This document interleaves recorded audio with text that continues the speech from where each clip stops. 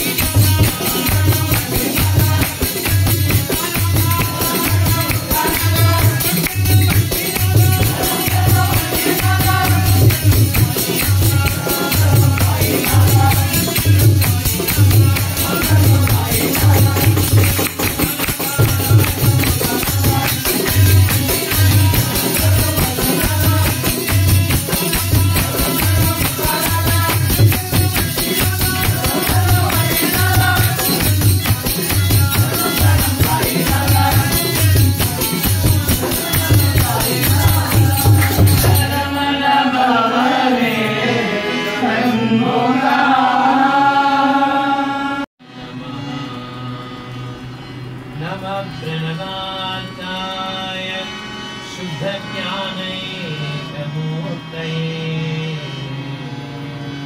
निर्मलाय प्रशान्ताय दक्षिणामूर्तये नमः। ॐ साईश्वराय विद्महे सत्यदेवाय धीमहि तन्नः सर्वप्रचोदयात्। ॐ शान्ति शान्ति शान्ति।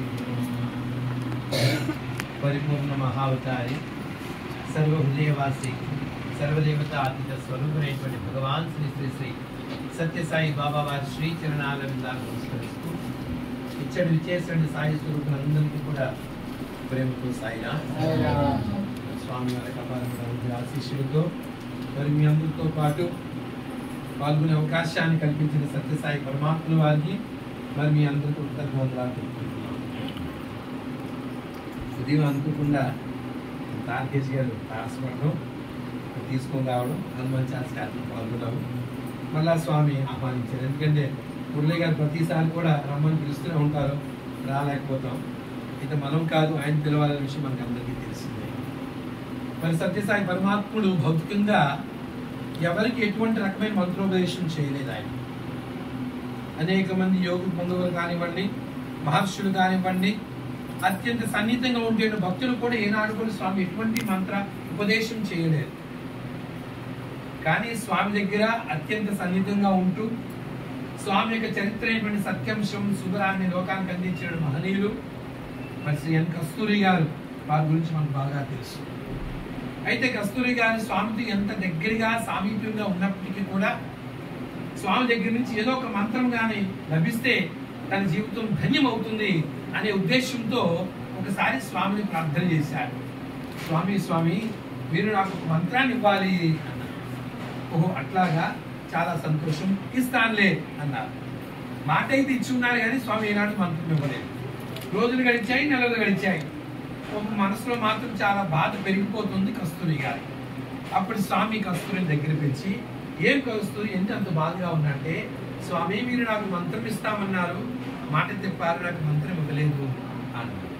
అప్పుడు స్వామి ఎందుకు నీకు మంత్రం ఇవ్వాలంటే, ఏమీ లేదు, భగవంతుడికి అతి దగ్గరగా ఉండాలి, అతి సమీపంగా ఉండాలన్న కోరిక, అందుకోసం నాకు ఈ మంత్రం కావాలి అన్నారు.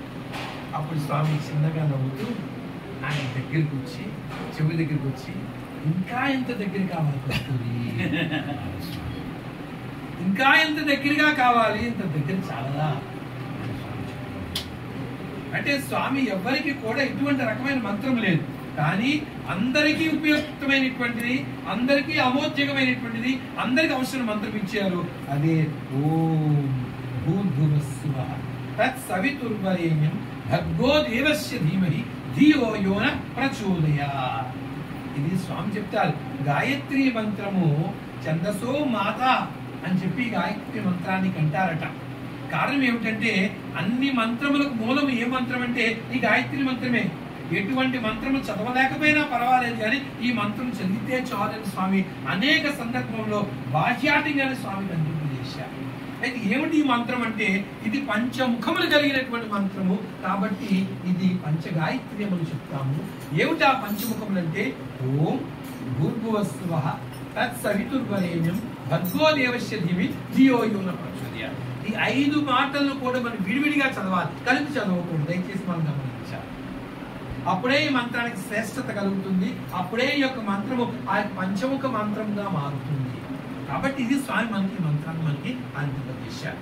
అయితే ఈ మంత్రం తాలూకా శక్తిని మనం జాగ్రత్తగా కానీ మనం ఆలోచన పరంగా చేసుకుంటే ఇది విశ్వశక్తి అన్నారు స్వామి.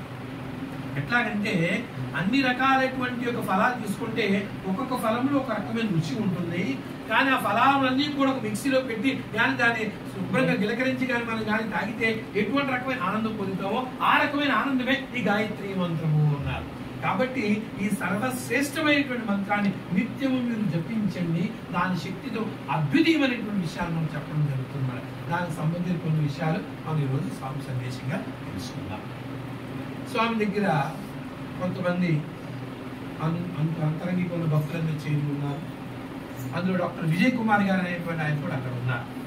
అయితే స్వామి ఏం చేస్తున్నారంటే అక్కడ ఉండేటువంటి వాళ్ళు అవన్నీ పట్టించుకోకుండా ఒక చిన్న అమ్మాయితో ఆటలాడుకుంటున్నారు స్వామి. తెలుసు కదా, స్వామి పిల్లవాడిగా ఉంటాడు, స్త్రీలలో స్త్రీలుగా ఉంటారు, పురుషుల్లో పురుషుడిగా ఉంటారు, ఒంటరిగా ఉంటేనే దైవంగా ఉంటారు అన్నారు స్వామి. ఆ విధంగా ఆ చిన్న పాపతో ఆడుకోవడం విషయాన్ని వీళ్ళందరూ గమనిస్తున్నారు కానీ ఏమీ చేయలేరు. ఎట్లా ఉంది ఆ సన్నివేశం అంటే ఆ అమ్మాయి అడుగుతుంది, స్వామి స్వామి ఈ ఫోటో ఎక్కడ పెట్టుకోను అని, ఈ ఫోటో అని చెప్పి అడుగుతుంది. అప్పుడు అంటూ ఎక్కడ పెట్టుకుంటామంటే, స్వామి నేను డ్రాయింగ్ రూమ్ లో పెట్టుకోనా, అక్కడ బాగుంటుంది, లేదు లేదు బెడ్రూమ్ లో పెట్టుకోనా, అక్కడ బాగుంటుంది, లేకపోతే ఎంట్రన్స్ లో పెట్టుకోనా, అక్కడ బాగుంటుందని చెప్తుంది అమ్మాయి. అప్పుడు స్వామి అన్నారు, అంతెందుకు కిటికీ దగ్గర పెట్టుకో, ఆ కిటికీ ఎప్పుడైతే పెట్టుకుంటో సూర్యుడికి కిరణాలు ఆ ఫోటో చేరితే దాని నుంచి నా కిరణాలు చేరుతాయి అని స్వామి ఆ ముచ్చటగా ఆ పదాలు చెప్తున్నారు. చెప్తుంటే ఈ పక్కన ఉండేటువంటి వాళ్ళు అనుకుంటారు, ఇదేమిటి స్వామి మమ్మల్ని అందరూ విడిచిపెట్టేసి ఆ అమ్మాయికి పిచ్చాపాటి మాట్లాడుతున్నారు చాలాసేపటి నుంచి. ఎదురుగా వారి తల్లి ఉంది, ఆ తల్లి ఎట్లా ఉందంటే కళ్ళ నుంచి నీరు కారుతూనే ఉందన్నమాట. ఎంతో బాధాతప్తమైన హృదయంతో ఉంది ఆమె. కనీసం ఆమెతో మాట్లాడకుండా స్వామి ఆ యొక్క బాధను మర్చిపోయేటట్టుగా చేస్తున్నారే అని ఒక్కసారి మన మనసులో కలిగింది. అప్పుడు స్వామి విజయ్ కుమార్ వైపు చూస్తూ, డాక్టర్ విజయ్ కుమార్ ఈ అమ్మాయికి ఎందుకు నేను ముచ్చటిస్తున్నానని తెలుసా, మరి ఈ మధ్య కాలంలోనే కనిష్క అనేటువంటి ఒక ఫ్లైట్ హైజాక్ జరిగింది కదా, అది ఆ యొక్క ఇండియా నుంచి కెనడా వెళ్తున్న మధ్యలో ఐర్లాండ్ లో హైజాక్ చేయబడింది. చేయబడేటువంటి సమయంలో 250 మంది అందులో ఉన్నారు. ఆ 250లో ఉండేటువంటి వారిలో ఈమె భర్త కూడా అక్కడ ఉన్నారు. ఆ కానీ తండ్రి గురించి జాడ తెలియక ఆ అమ్మాయి సతమతం అవుతుంది. అప్పుడు ఆమె ఆనందపరచాల్సిన బాధ్యత ప్రకారంగా నేను ఆడుకుంటున్నాను తప్ప ఇంకేమీ కాదు అని చెప్తూ ఒక రహస్యం చెప్పారు. ఏమిటంటే ఆ 250 మంది ఉన్నటువంటి వారిలో కనీసం ఒక్కరైనా సరే గాయత్రి మంత్రం జపించుకుంటే అందరూ రక్షింపబడి ఉండేవారు. కాబట్టి ఈ విషయాన్ని తెలుసుకోండి. అంటే స్వామి యొక్క మంత్రం ఎంత అద్భుతమైన మంత్రం, దయచేసి మనం అందరూ గమనించుకోవాలి. ఒక సాయి గాయత్రి కావాలండి, ఒక సూర్య గాయత్రి కావాలండి, ప్రేమ గాయత్రి కావాలండి, ఇవన్నీ కూడా మీరు చెప్తున్నారు. ఎట్లా చెప్తున్నారు? మీరు ఏదో వ్యవహారికంగా చెప్తున్నారు. వ్యవహారికంగా చెప్పకండి, తదేకమైన నిష్ఠతో తదేకమైన ధ్యాసతో మీరు చెప్పాలి. అప్పుడే ఆ యొక్క మంత్రశక్తి మిమ్మల్ని చేరుతుంది అన్నారు స్వామి. అక్కడితో స్వామి విడిచిపెట్టలేదట. ఏమన్నారంటే, నువ్వు స్నానం చేస్తున్నప్పుడు కానీ గాయత్రి చేస్తే అది అభిషేకం అవుతుంది, అదే నువ్వు భోజనం చేసి కానీ గాయత్రి చేస్తే అది ప్రసాదంగా మారుతుంది, నడక చేస్తూ వాకింగ్ చేస్తూ కానీ గాయత్రి చేస్తే అది ప్రదక్షిణ అవుతుంది, ఇది నువ్వు గమనించు అన్నారు సత్యసాయి భగవాన్. అంటే ఏ సందర్భంలోనైనా సరే, ఏ యొక్క పరిస్థితుల్లోనైనా సరే, ఎప్పుడైతే ఈ గాయత్రి మంత్రాన్ని మన జీవిత మంత్రంగా చేసుకుంటామో ఆ మంత్రం మనల్ని సర్వరోగ సర్వకాల సర్వవస్థాలయంలో రక్షించే విధంగా మనం చేస్తుందని చెప్పడం ఇదొక చక్కని నిదర్శనం. మరొక సంఘటన తెలుసుకుందాం. స్వామి దగ్గర ఉండేటువంటి విద్యార్థులు మనకు అందరికీ తెలుసు. మరి నిత్యం కూడా స్వామి యొక్క తత్వాన్ని అవపోసన చేసుకొని స్వామి ఏదైతే చెప్తారో దాన్ని పూజా తప్పగా చేయడానికి ప్రయత్నాలు చేస్తూనే ఉంటారు స్వామికి విద్యార్థులు. అటువంటి విద్యార్థుల్లో ఒకసారి గాయత్రి మంత్రం చేద్దాము అనేటువంటి ఆలోచన వారికి కలిగింది. అంటే అదొక సాధనగా చేద్దామని ఇలాగా చేసుకుంటూ ఉన్నారు. అక్కడ ప్రధానమైనటువంటి వార్డెన్ సార్ దీనికి ప్రత్యేకమైన శ్రద్ధ తీసుకొని పిల్లల చేత ప్రతిరోజు ఇది ఒక సాధనగా చేస్తున్నారు. ఈ విధంగా చేస్తున్నటువంటి విధానంలో ఒకసారి సత్యసాయి యొక్క హైయర్ లెర్నింగ్ ఉండేటువంటి ఇన్స్టిట్యూట్ కి ఒక టీం వచ్చింది. ఏమిటి ఆ టీం అంటే, పిల్లల్లో ఒత్తిడి అనేటువంటి అధికంగా ఉంటుంది, ఒత్తిడి అధికంగా ఉండేటువంటి వాళ్ళ నుంచి ఒత్తిడి ఏ విధంగా తొలగించాలి అనే సూత్రాలు తెలియజెప్పాలనే ఉద్దేశంతో ఒక సర్వేకి వచ్చారు. సర్వేకి వచ్చి చూస్తే ప్రధానంగా 8th, 9th, 10th ఈ 3 క్లాసులో ఉండేటువంటి విద్యార్థులమే సర్వే చేశారు. చేస్తే ఎట్లా ఉందంటే, బయట ఉండేటువంటి పిల్లలకి 50 పాయింట్స్ ఆ యొక్క స్ట్రెస్ ఉంటే ఇక్కడ ఉండేటువంటి పిల్లలకి కేవలం 20 మాత్రమే ఉంది. ఈ రకమైన తేడా ఉంది. ఆ తేడాలో కూడా ఎట్లా ఉందంటే, మనకందరికీ తెలుసు 8th క్లాస్ కన్నా 9th క్లాస్ యొక్క స్ట్రెస్ ఎక్కువ ఉంటుంది, 9th కన్నా 10th ఎక్కువ ఉంటుంది. కానీ ఇక్కడ రివర్స్ అనమాట. ఆ యొక్క 10th కన్నా 9th ఎక్కువ ఉంది, 9th కన్నా 8th ఎక్కువ ఉంది. ఈ రకమైన తేడా వాళ్ళకి ఉంటుంది.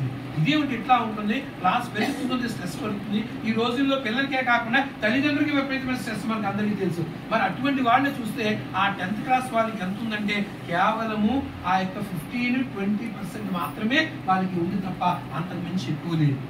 ఈ రకమైనటువంటి యొక్క సాధన వారు చేసేటువంటి సమయంలో అందులో ప్రధానంగా ఒక అబ్బాయి మాత్రము తాను చేసేటువంటి సాధన ఎంత అద్భుతం అంటే కేవలం 5 పాయింట్స్ మాత్రమే ఉంది తప్ప అంతకన్నా ఎక్కువ లేదనమాట. ఈ రకంగా వాళ్ళు సర్వే చేస్తే వాళ్ళ విద్యలోను, అటు స్పోర్ట్స్ లోను, ఇటు ఆధ్యాత్మిక కార్యక్రమాల్లోను, అటు సేవా కార్యక్రమాలు అన్నింటిలోని ముందంజు ఉన్నారు. ఎంత అద్భుతం అంటే ఆ సంవత్సరం వెళ్ళేటువంటి పిల్లలందరూ కూడా 90% అబౌవే వచ్చింది. ఆ యొక్క అబ్బాయి 3% 5% ఉండేటువంటి ఆ అబ్బాయి మాత్రము 95% లో తను ఆ రకంగా వచ్చింది. ఇంతవరకు సత్యసాయి ఇన్స్టిట్యూట్ లో అంత పర్సెంట్ వచ్చిన వాడు ఇప్పటి వరకు లేరు అని చెప్పి ఆ యొక్క విషయం చెప్పడం జరిగింది. అంటే